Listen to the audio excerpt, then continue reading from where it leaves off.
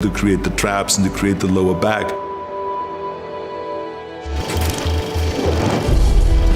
I think that the three exercises for chest that I have always done, the first year when I started training and the last year when I was training, is bench press, incline press in different levels. So to start low, medium and high, and then flies. I mean, to me, the flies was an exercise that gave me the full pectoral muscle development, because I went all the way out and almost hitting the ground. And I was a big believer in expanding the chest as much as possible and giving that stretch, because remember, with muscles, the important thing always is to get the stretch and to get the flex. And so to me, that going all the way out with the dumbbells as far as you can to get that stretch, and then to come in and then to have the dumbbells touch and then flex like you're doing the most muscle on top, and then going out again. Those are the kind of exercises to me that were like, you could not replace them with any machine. This was it.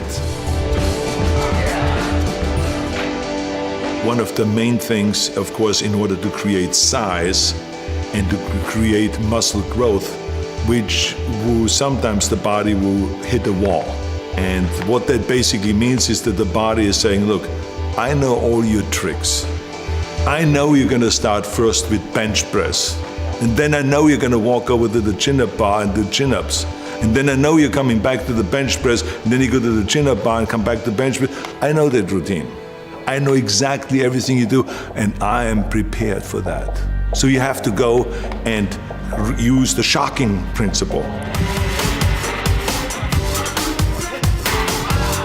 If the body and if this chest knows that I'm going to start with 135 and then I go to 225 and do 275, I'm going to go and start now with 315. And I'm going to do 20 reps with 315. And then I'm going to go and have the guys pull off plates. And then I have 225 left. And then I'm going to do another 10 reps. And then I'm going to have them take off another 45-pound plate, and then I have 135 left. And then I'm going to go to do another 10 reps. Or maybe if I can, do 15 or 20 reps. And let's see if the pectoral muscle is used to that. And then all of a sudden you will find that your pectoral muscle is shaking after that, and you don't know what to do because it's cramping and it is being tortured and it is in pain because you've now shocked the muscle. Bend over rowing with a barbell and the T-bar rowing. I mean, any kind of a rowing exercise that gives you the thickness. Those are the exercises I always rely to, again, from the beginning to the end. There's a lot of bodybuilders that have a kind of a deficiency when it comes to the lower back and to the striation of the lower back, which you only get from stiff-legged deadlift and from regular deadlift and from bent over rowing and all the stuff without supporting your chest. You got to let your body free and let the lower back hold you up while you're doing the bent over rowing. And we did like off the bench, balancing on the bench up to 315 pounds bent over rowing, because that's what gave you then that strength in the back and gave you the thickness of the back. Because remember, when you train the back, you need the width and you need the thickness. But you need the thickness on the lower part of the back, you need the thickness on the top of the back and the outer back and then the center back. So you got to train and find exercises for all of those different things. Curls, barbell curls. I was up doing reps with 275 in the barbell curl. Many times we would start out with a heavy weight, and do just one rep.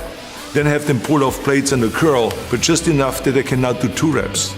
Then pull off plates and do 3 reps, then pull off more plates and do 4 reps after that. And so this is how I would go up until, without ever putting the bar down, to really let the bicep know, you don't know what's coming. You're not gonna get used to my training method. I'm gonna have all kinds of tricks up my sleeve. But I mean, it was absolutely essential to do the barbell curl to create the thickness of the bicep, to do the dumbbell curl on an incline bench, and to do the concentration curl. Because the concentration curl isolated the biceps with heavy weights, not with light weight, but with heavy weight, but to isolate it and to really concentrate and to create that peak on the outside of the bicep that you need when you do your back shots.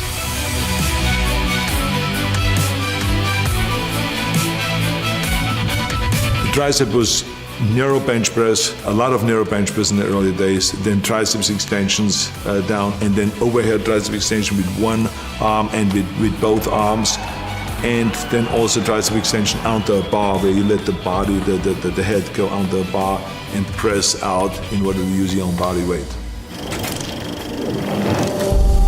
Shoulders, dumbbell presses, barbell presses in the front and in the back.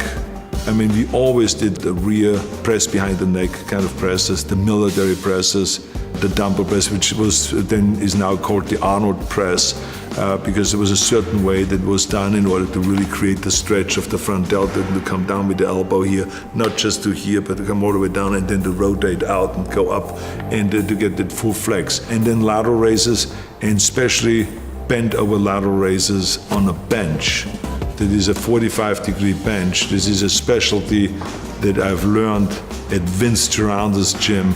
And he had this cutout on the face where you could still breathe, where you don't have to look sideways, but you can breathe. But it is 45 degrees, and to turn your wrist outward like this. And it is a fantastic rear deltoid exercise. We many times went into the gym just as one day a week, where we went to 110-pound dumbbells and we did dumbbell presses. We did 6 reps. That's all I could do, 6 reps. So we picked up the 100 and did another 6 reps. Put them down and took the 90s and did another 6 reps. And then we picked up the 80s and we went all the way down to the 40s. And barely could do 6 reps then with the 40s. But I can tell you that I did not know where to put my arm, because my deltoids were screaming. They were in pain. Why? Because I shocked the muscle. Squats is, I think, the most important exercise to create thighs, big thighs. Squats, rear squats, front squats, leg extensions, lunges, stiff-legged deadlifts, or good morning exercise with stiff legs, and a lot of leg curls. Then we sometimes, in order to shock the body and the muscle, we would switch from squats to leg press, to just load up the leg press machine and do a lot of leg press and stuff like that. There will be regular ab training that we did for abs, which is just leg raises with straight legs, leg raises with bent knees, sit-ups, Roman chair sit-ups, which gives you the 500 reps, which was an absolute necessity and we all believed in, and then crunches. Everything fits together now, and all I have to do now is get my posing routine down more perfect, which is almost impossible to do, you know. It's perfect already. Oh yeah, it's down to a point. Wait when you see it.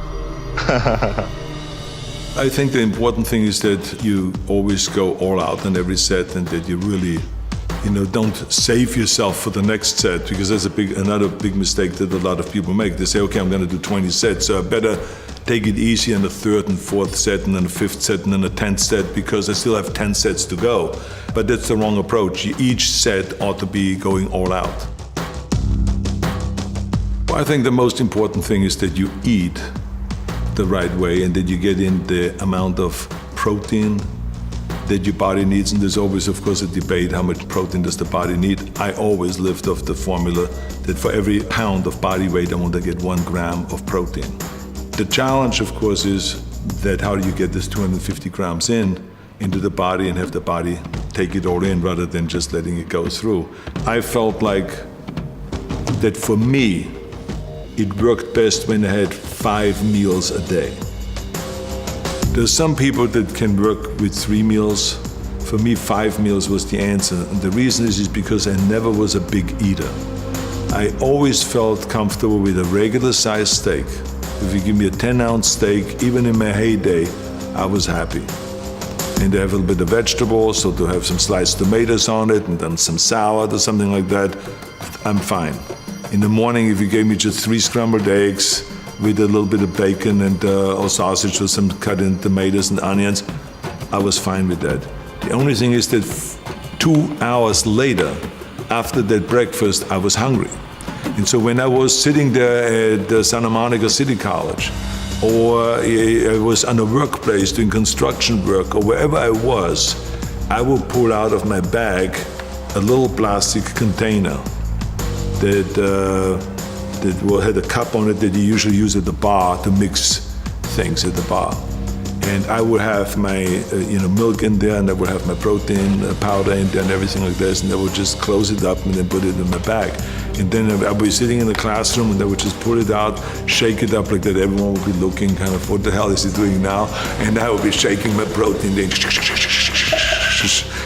like a bartender doing all the little tricks, and then I would drink it, close it up and put it away. And that to me was the additional kind of 30 grams of protein that I needed at that time. And then I would be, an hour later going to the gym, and I would be working out for 2.5 hours, and then we would go for lunch, and there would be a late lunch, and then I would have again a regular steak, and then 2 hours later after that, I would have another one of those protein drinks. So I would have 2 times a day protein drinks. That in order to get the 250 grams of protein, because as I said, it is absolutely essential that we have enough protein so that we can really experience the muscle growth.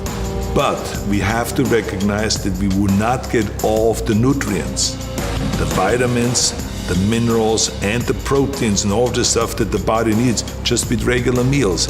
This is why we have supplements, and that's why they are called supplements, because we are supplementing because we don't get enough from regular meals, no matter how healthy and how good you eat. All 3 contestants, Lou Ferrigno, Serge Nubret, and Arnold Schwarzenegger, for a pose down for the final decision for the judges. So now I've built a certain amount of mass during the year, and I've worked now on certain weak points throughout the year. And now with the combination of the diet and of higher repetitions and more exercises and more sets, take that mass and chisel it down and work on the details. And that's why I call the period before competition the most exciting period, because that's where you really have to concentrate, pay a close attention to it every day, look at yourself in the mirror in an honest way, and expose your weak points. That motivates you then. That's what makes you train harder. So you got to expose those weak points. But the key thing is to set little goals, to do the training every day, to eat the right way, and you're gonna go and hit those marks. And then you move the bar higher, then you move the bar higher. It is really exciting to do that, and you feel that with hard work, you can achieve the goals and you can become successful.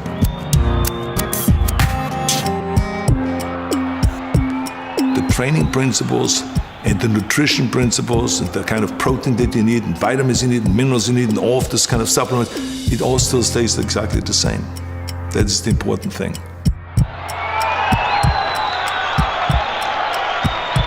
Winner, one and only, Arnold Schwarzenegger.